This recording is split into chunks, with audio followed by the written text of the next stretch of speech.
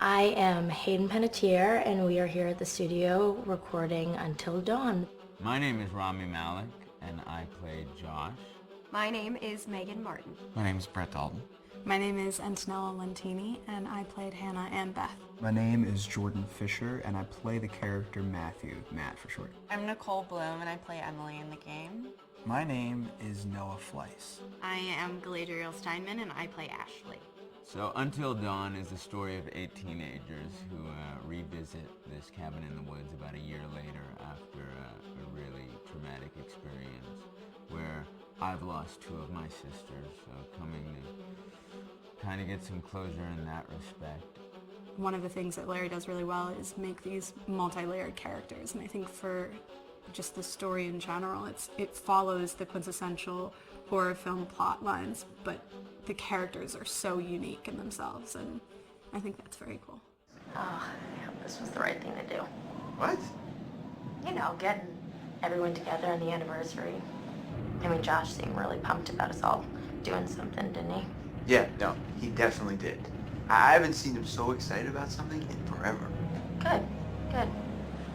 Sam and I have a few things in common, such as being huge lovers of animals, and she's a huge animal lover. She's vegan. She is a pacifist. I'm not quite sure if I'm gonna go as far as saying that I'm a pacifist, but she's spunky and cool. I know that she, I think, is made fun of a little bit by the rest of them who think that her morals and her beliefs in that area are a little ridiculous and they don't agree with them, but she doesn't care. It doesn't stop her from being herself, and that's something that I hope I have in common with her. You know, he definitely can be depressed at some times and a bit of a loner, but he takes some solace in one of his sister's friends, Sam, played by Hayden Panettiere, and invites everybody back to the same house the next year to kind of find some closure.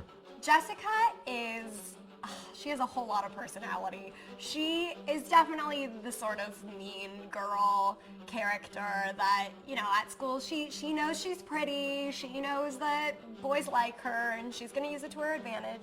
He's got a big heart, and you can tell that that's very evident, especially how he treats his girlfriend, Emily, and, you know, he's kind of a meathead, but in the best way possible. She really knows what she wants, and she manages to get that from whomever it is, whether it be Matt or Mike. You know, she's really driven, and I can definitely relate to that.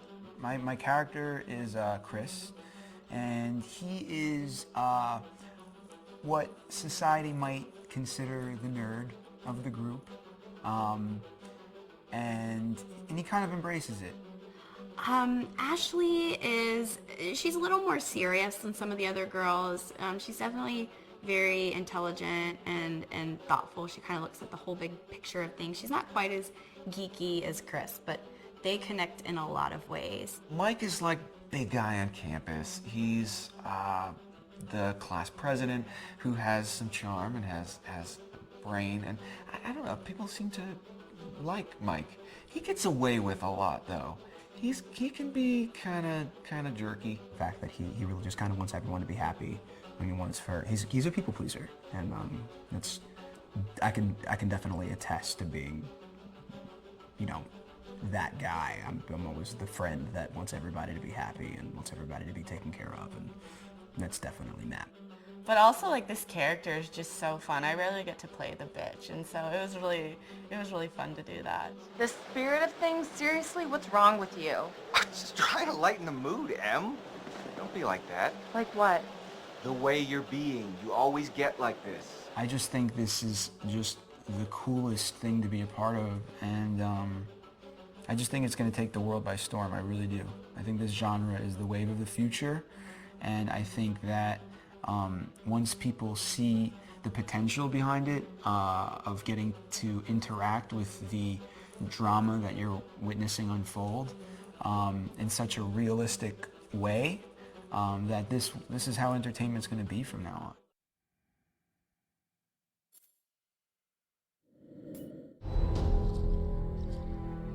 on. Hi, this is Lee Robinson, production designer on Until Dawn. The production design for Until Dawn started with the great teen horror script that sets the characters in a Canadian winter mountain lodge, being a contemporary setting with visual clues derived from classic films of that genre, such as Hitchcock's Psycho and Stanley Kubrick's Shining. The storyboards are vital to the production design as it allows the designer to understand the scale of the environments to be made and the detail that will be seen to create the atmosphere of a horror. This took us into concepts that took these storyboards further, visualizing the world through the color palette, the lighting, tone and the mood, and developing key locations such as the lodge, the cable car stations, the forests themselves, the wilderness. As you can see, the environments and atmospheres change quite a bit from warm and inviting to cold and threatening. The Millionaire's Mountain Lodge was a key example. It was designed to be made from nearby stone and timber, embedding it into the landscape, with a contrasting and contemporary interior needing to be opulent and extravagant. We created dark and claustrophobic corridors with ominous and large open spaces, almost cathedral-like in size, and with huge structures to silhouette and dwarf the characters within, providing a labyrinth to explore and wander. Each character was developed with a strong visual identity in mind, with contrasting colours, tones and silhouettes to identify them, each to have their own texture, pattern and shape, so that when they were lined up you could always identify them. The costume designs allowed a range of clothes that would suit them for the cold winter weather, but also have an element of style and individualism, so that the audience could look at them and relate, recognizing themselves within them. A lady would like to cuddle up with her man by a nice cozy fire bathed in atmospheric mood lighting. Right. It'll get plenty toasty once we're rubbing up against each other. Mike, Yeah. fire and mood lighting. Yes. Working with the lighting artists, we really brought the look and feel of the world together, and this required a thorough understanding of the visual language of teen horror. A key scene was where all the characters emerge out of the rear of the lodge chasing Hannah. A contrast is evident straight away from the exterior wilderness to the warmth of the lodge. The attention to character lighting here is through the bounce and rim lighting, accented colours and composition, creating characters that come from the dark into the light and back again with an emotional effect. Guys, there's someone outside. What the hell? Hannah! What's going on? Where's my sister going? It's fine. She just can't take a joke. It was just a prank, Han.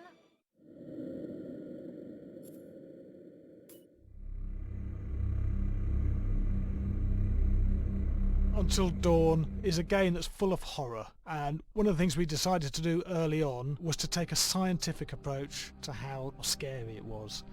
So we did experiments on people and we measured their responses to the game. We've created a test area. It's as close to a home setup as we can get it. We've recruited ordinary people to play the game and we've left them to play it on their own. You're turning the light on.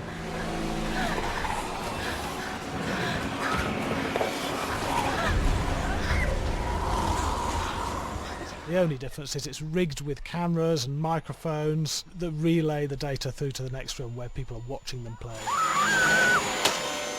Bracelet here we use for biometric testing. It measures the player's emotional response. It's called a galvanic response sensor. It makes contact with the user's skin and it measures the electrical conductivity across their skin. It's the same principle as an old-fashioned lie detector. When you're stressed, you sweat a little, very sensitive. It picks up tiny changes if the player is feeling anxious or scared. That data's fed back to a testing team, it comes through as a graph. I'm so sorry.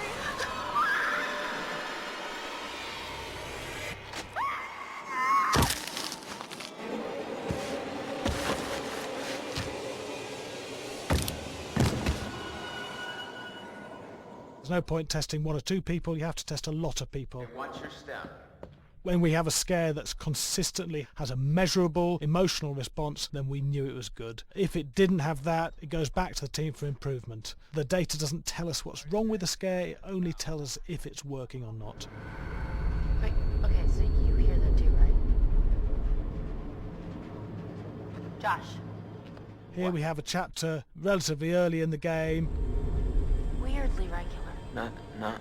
nothing regular about it. We have to create tension and anxiety in the player so they are ready to receive the scare.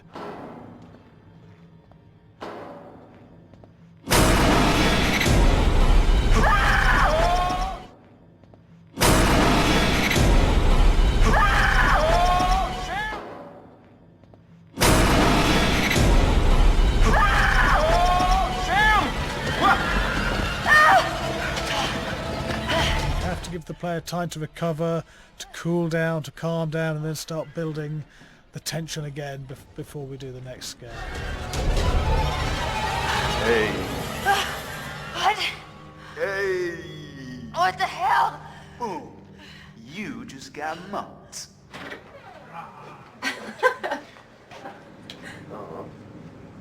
Yeah, I have such an adrenaline high from that game. There's two things we found. One is we could look at the scares, analyse if our expected scares were working effectively. Were people shrieking and covering their hands, or were they getting an emotional response from it? And being scientific about it means that we strip out people's opinions about whether things are working or not. We've got data, and we look at the data. If it's working, we're happy with it. Really scary.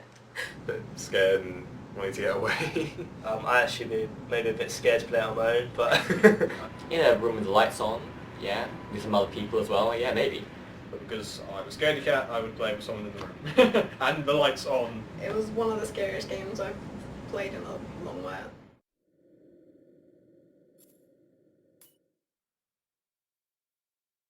Hi, Larry. Hey, Graham. Hi, my name is Graham Resnick. I'm a filmmaker, writer, director, sound designer, and I started working with Larry Fessenden about 10-15 years ago through my friend Ty West, who I grew up with, and have done a lot of sound design with on his films. And he was producing Ty's films at the time, and Ty introduced me to Larry. Larry produced my first feature, and we've written together on several projects. My name is Larry Fessenden. I'm a filmmaker. I run Glass Eye Pix, which is an independent production company out of New York. We make indie movies, a lot of scary movies as well.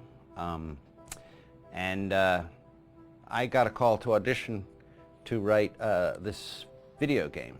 And I called my pal Graham Resnick because Graham is a gamer. And while I thought I could offer something to the idea of writing this multi-branching story, I knew that I would want Graham's expertise as a lover of gameplay, since I guess games were started. So and just as a lover.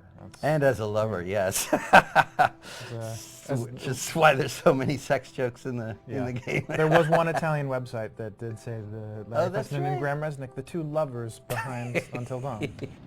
Come here. Maybe I know how to handle you too. I am definitely ready to be handled. So I wanted Graham by my side. Yeah, and we got the gig, and it's been an amazing ride. Oh, hell yeah. Oh my god. She's taking her shirt off. What? Oh my god! Matt, what are you doing here? Hannah. I'm sorry, Hannah. This all got Don't out of worry, hand, but... So in the game, the basic setup is that a year prior to the game's start, all these kids had gone up to a ski lodge that was owned by the parents of one of the kids, or a couple of the kids, and some of the teenagers played a prank on some of the other teenagers, and the terrible tragedy occurred when a few of them, two sisters, ran out into a blizzard, and were never seen from again.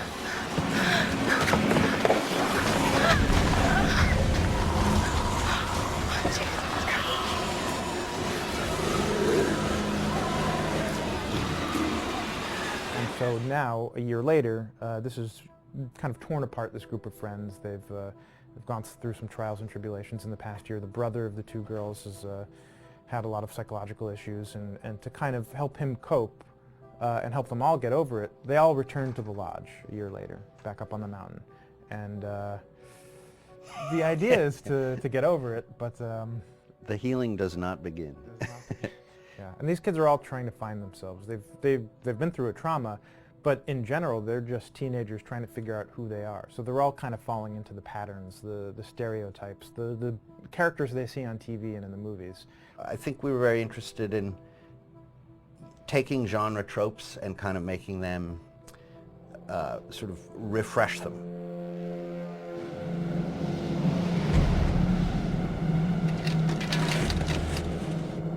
Hey, did you see that? Dad said it'd just be us this weekend. We're familiar with how slasher movies work. Most people have seen some horror movies, and we have established notions and preconceptions about the roles of the players in horror movies and how they talk and how they get killed and how they have sex. And to bring you into the game that way and then subvert a lot of those expectations was kind of our goal. They're haunted by some incident that happened in their past, which I think you pretty much figure out that that's going to have a role in their interaction.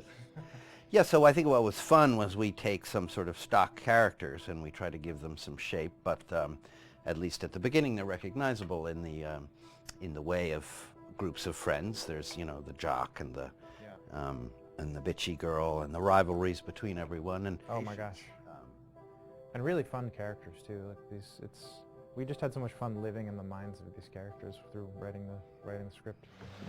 What do you think? Jesus! You know, it was fun. I think we were looking to get that kind of banter that you see both in movies, but also that you absolutely have with friends, and sort of those inside jokes. And of course, as writers and as friends ourselves, we sort of developed little tracks, and we try to give the characters that kind of vibe.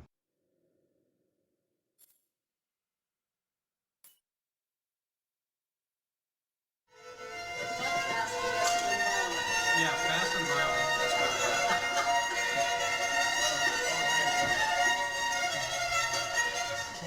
All right, from the top.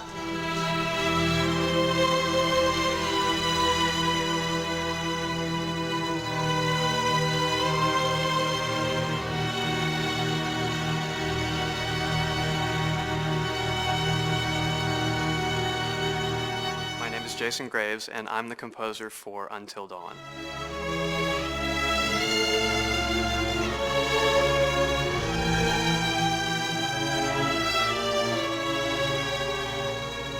I've been involved with Until Dawn for about a year now. Originally, I was contacted by Barney Pratt, the audio director.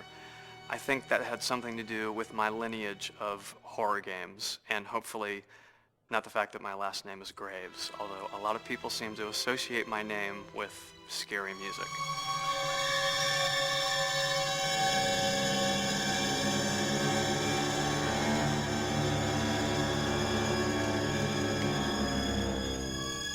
One of the things that was really exciting about working with Barney and the team at Supermassive is they really wanted something unique for the music. They wanted the music to stand out and be a character on its own in the game.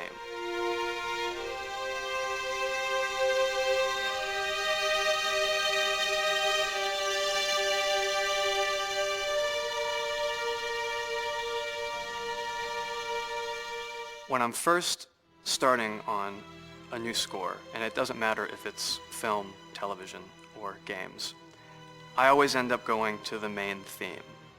Sometimes the developer or producer isn't even necessarily interested in the main theme at the beginning. I just want to do it for myself, because for me the main theme is the identity of the game. It establishes the mood, the atmosphere, and the character of the music and how it's going to be playing in the background. And that's what we did with Until Dawn. That was actually my demo pitch to Supermassive Games. I put a main theme together, recorded all the instruments at my studio, and sent it to them. And they liked it. We actually ended up recording that exact theme, all the instruments and everything, live here at Ocean Way probably 9 months ago.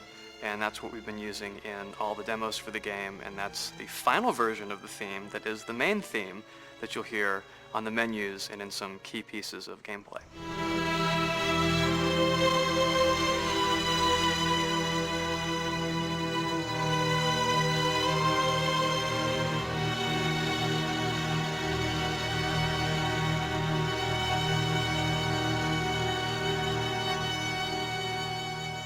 I seem to have made a name for myself in horror. And there's something about scary music, I think it's maybe the lack of rules, that the biggest rule in scary music is there are no rules, so you can do anything you want, and actually, if you end up doing things that don't feel like they would work out together, they kind of clash, and it ends up being even more effective for scary music.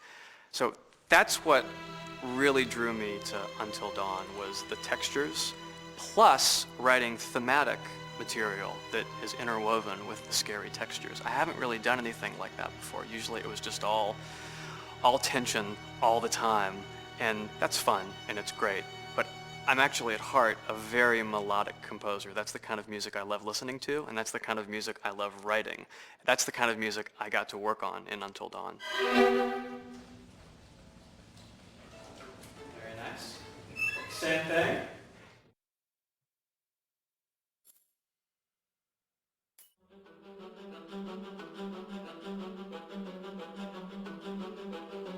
My name is Will Biles, Executive Creative Director of Until Dawn.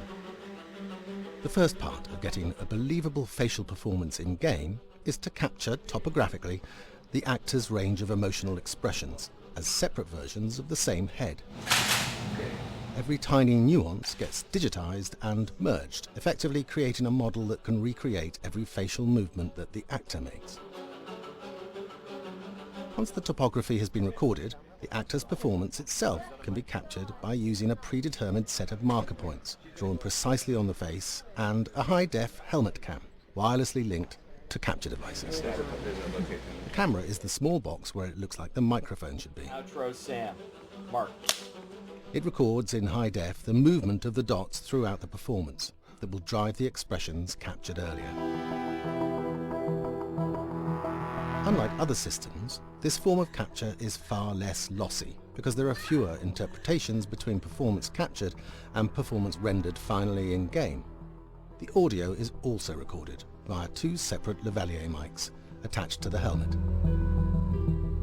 It takes a while for the actors to acclimatise to carrying around the recording devices and the helmet cams, but very soon the shoot becomes similar to any other effects shoot or a green screen shoot. The actors in these scenes are only recording facial animation, but use cursory body movements for pacing. Wait, and maybe we should all stick together and find everybody and make sure that we're all okay, so... 1-1, the year before the prank. Take 2, Mark. Other than the other actors, they have to use their imagination for everything and everywhere that they are supposed to be seeing and feeling. Idiot! So dumb! From a hot midday studio in Los Angeles to a freezing midnight mountain in British Columbia.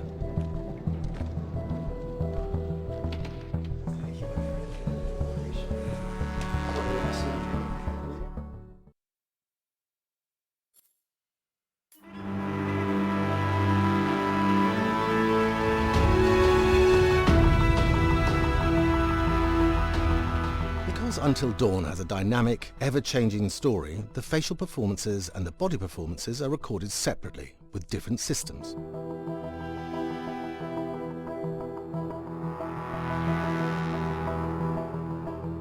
With the body capture, we use reflective bead suits and an infrared camera matrix system that drives the CG bone hierarchies in our character models.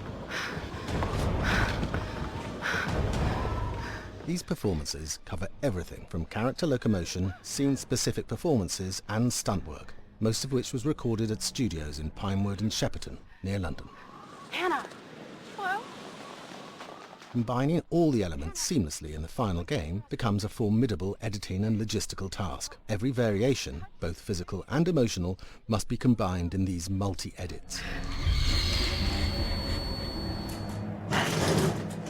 Scaffolding props have to stand in for the sets, because the hundreds of infrared cameras have to be able to see all of the reflective beads on the actor.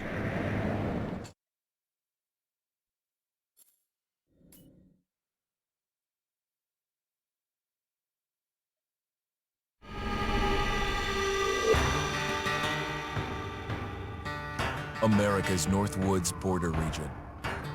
Within this land of 10,000 lakes and miles of dense timber, a hideous creature is believed to lurk. The North Woods is probably one of the last frontiers in America. There's still a lot of places in this area that hasn't been set foot by man. Monsters and mysteries exist here because it is remote. Up in the North Woods, winters are long. In times of biting cold and isolation, a devouring monster is believed to come forth. It's terrorized native people for generations.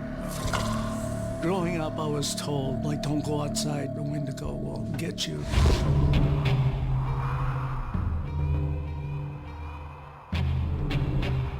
Among the traditions of the northern Algonquin tribes is the Wendigo, a monster that can seize hold of a person to carry out its hunger for human flesh. Many Native Americans fear even talking about this Wendigo, and even the mention of the name will let the Wendigo find out where you are, and it will open you up to be possessed by this Wendigo. The most famous case of a Wendigo possession took place in 1879. In the deep woods outside of Edmonton, Alberta. Swift Runner, a Cree Indian, was a trapper and a guide. He had left town the previous autumn with his wife, 6 children, and his mother. But when Swift Runner returned in spring, he was alone. Swift Runner came into a nearby village telling this heartbreaking tale. I had to watch them starve to death. Of his family being killed by starvation, and that he was the only survivor. My whole family gone. It wasn't hard to understand a family falling victim to a brutal winter. To even not. Yet something was suspicious about Swift Runner. He was a strapping man, and he came into town weighing over 200 pounds. It didn't look like somebody who had just weathered a terrible winter. He wasn't malnourished, didn't look like he was starving. He looked healthier than ever. After a few nights, it became clear that something was wrong.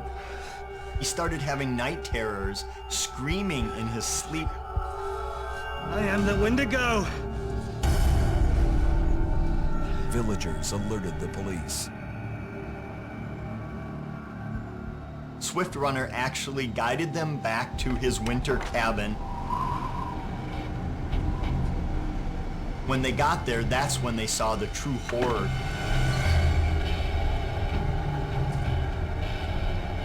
Human skulls were scattered around, many bones, some of which had been snapped in half and the marrow inside had been drained. They had never seen anything like it. Swift Runner had killed his entire family, shooting them, hitting them with an axe, strangling, and then eating most of their bodies.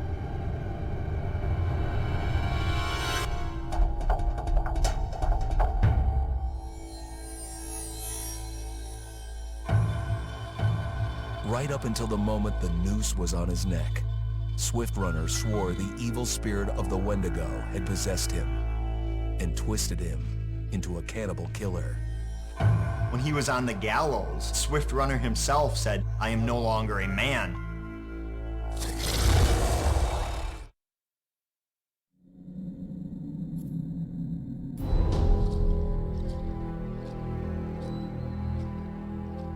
Just move over there. Go on, move.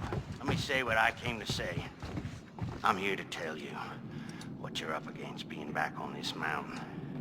You should never have returned. I don't know why you did after what happened last year. You mean with Hannah and Beth? Yeah, how could you know without being involved? I don't take kindly to you kids coming up here to my mountain. Your mountain. The mountain don't belong to me, it's true. But it don't belong to the Washingtons. This mountain belongs to the Wendigo. Hi, this is Lee Robinson, production designer at Supermassive Games. Understanding the ancient myths of the Wendigo was key for their development that helped the visual look. Through sketches and concepts, these elements were visualized, such as eyes being milky, almost dead, with loss of lips and eyelids due to frostbite, fangs growing and arms and legs getting longer, with skin hardening and thickening to look snarling and menacing, yet withered and lean. The hell was that? Another fucking piece of... Fingers and toenails extending like claws, allowing them to climb effortlessly. We made them look gaunt and weathered, and having ragged remains of clothes they wore. Blood-stained and rotten, with patches of hair still remaining, They retained strong skeletal limbs, which enable them to be agile and quick through the environment. Where are you? My name is Jamie Gallipo, animation director at Supermassive.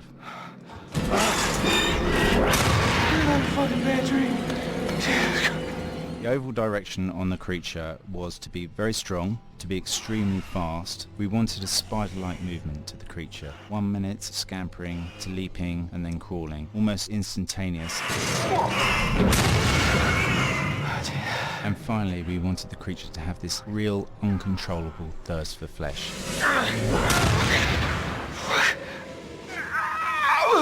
From a sound design perspective, the Wendigo is a real challenge. For the main vocalizations of the Wendigo, we used our own vocalizations, various different animals from the exotic to the farmyard, various plugins and processes to gel these sounds together and keep a human resonance behind that voice, telling the backstory of the Wendigo.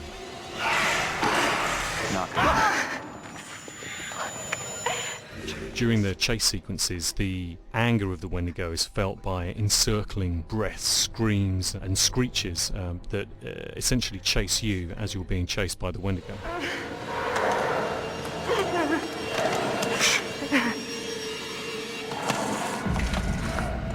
We would layer them up in a multitude of layers, sometimes 15, 20 sounds playing at the same time, to build up the vocalizations for this fearsome creature which is always in attack mode, hyperactive and chasing you throughout the game.